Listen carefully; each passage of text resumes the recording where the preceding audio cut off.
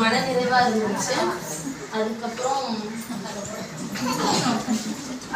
திணை பாயாசம், சிமிலி லட்டு, கோதுமை போண்டா, ஓலை கொழுக்கட்டை, இந்த மாதிரி நிறைய 26 நாளும் கற்றுக்கிட்டோம். சிறுதானிய சத்து மாவு, குழிப்பணியாரம், கார போண்டா, திணை அதிரசம், வரகரிசி முறுக்கு, கஞ்சி, மாப்பிள்ளை சம்பா அரிசி பாயாசம், முடக்கத்தான் கீரை சூப்பு, சிறுதானிய சப்பாத்தி,